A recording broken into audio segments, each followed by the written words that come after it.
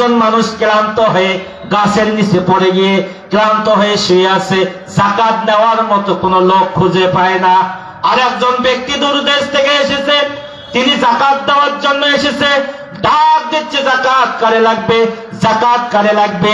ওই ব্যক্তি পড়ে আছে, তার চিন্তা হলো এই ব্যক্তি মনে হয় অভাবী, তাকে বলতেছে ভাই আমার অনেক যাকাতের সম্পদ, তোমাকে লাগবে নাকি আমার কাছ থেকে নাও।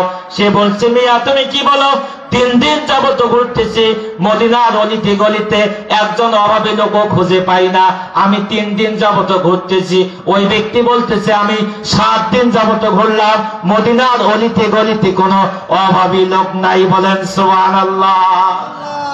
এই 54 বছরে যারাই ক্ষমতায় এসেছে, এরা যদি যাকাত ভিত্তিক অর্থব্যবস্থা কায়েম করত, তাহলে সমাজে একটা অসহায় গরিব মানুষ খুঁজে পাওয়া যেত না। কথা বলেন ঠিক কিনা?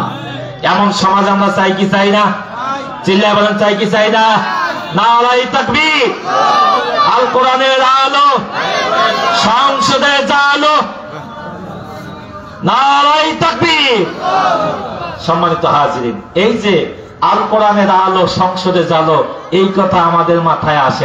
আমি যদি চৌকি দিয়া টার্মিনালের আলোতে মাছ, নিজের পাওয়ারি চশমা না নিয়া বউয়ের চশমা নিয়া আড়তে মাছ কেনার জন্য গিয়েছে, পাওয়ারি চশমা তার চোখের সঙ্গে মেলে না, ছোট জিনিসকে বড় বড় দেখা যায়। কি হলো? পাওয়ারি চশমা চৌকি দিয়া, বউয়ের চশমা চৌকি দিয়ে স্বামী গেছে বাজারে, তার চোখের সঙ্গে মেলে না, ছোট্ট জিনিস এই যে কাপ ফ্রিজ মনে হয় দেখে বিশাল বিশাল একটা পাতিলের মতো। সে মাছ কিনছে, ভাই মাছের দাম কত? রুই মাছ, ছোট্ট মাছ দেখা যায় মনে হয় 5 কেজি ওজন হবে। বাড়িতে কিনে আনছে, রান্না বান্নার জন্য বউকে দিয়েছে। এবার গোসল করে রেডি হয়ে খাওয়ার জন্য যখন প্লেটের সামনে বসছে, দেখে ছোট্ট ছোট্ট পিস। বউকে ডাক দিয়ে বলে এই সকিনা, আমি মাছ আনলাম বড় মাছ, তুমি আমাকে ছোট্ট পিস দাও, কারণটা কি? স্ত্রী ডাক, বাড়িতে মারামারি হচ্ছে, স্ত্রীকে আর আস্তে করে মাছ শুরু করে দিয়েছে। পাশের বাড়ির ভাবি এসে বলে কি হয়েছে ভাই এত চিল্লা চিল্লি কেন? কয় ভাবি আমি বড় মাছ কিনে এনে দিলাম, এ দেখি আমাকে দেয় না, এ মনে হয় ওর বাপ এবং ভাইকে খাওয়ার জন্য লুকিয়ে রেখেছে, আমাকে ছোট্ট পিসটা দেয়। কয় না না, আপনি যদি বড় মাছই কিনে আনে থাকেন তাহলে অবশ্যই বড় মাছ আছে। ফ্রিজে খুঁজে দেখা গেল ওই ছোট মাছ। এবার চিন্তা গবেষণা করলো প্রতিবেশী ভাবি, এবার বলল ভাই মাছ কেনার জন্য যে আপনি গিয়েছিলেন, চোখে চশমা দিয়েছিলেন নাকি? কয়া দিয়েছিলাম। কোন চশমা? যে এই চশমা। কয় এটা তো ভাবির চশমা। এটা তো ভাবির চশমা। কয় এই চশমাটা একটু চোখে দেন দেখি। ভাবির চশমা যখন চৌকি দিয়া প্লেটের সামনে বসছে, এবার স্ত্রীকে ডাক দিয়ে বলে সকিনা এখন বড় মাছ কোথা থেকে আসলো, কথা বলো।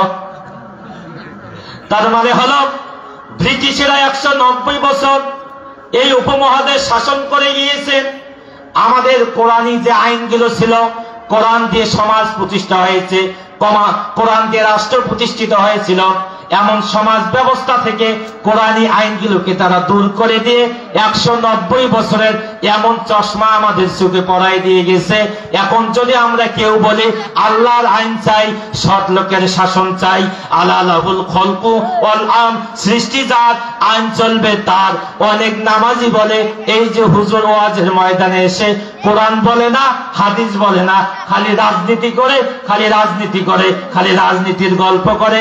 তার কারণটা হলো ওই চশমাটা খুলে ফেলতে হবে। কোরআন এবং হাদিসের চশমা চোখে পড়লেই পরে বুঝবেন হুজুররা যা বলেছে 54 বছরে সেটাই সত্য, সেটাই সত্য, সেটাই সত্য। কথা বলেন ঠিক কিনা? সেটাই সত্য, সেটাই বাস্তব। সম্মানিত হাজিরিন, তা ব্রিটিশেরা উপমহাদেশ জরিপ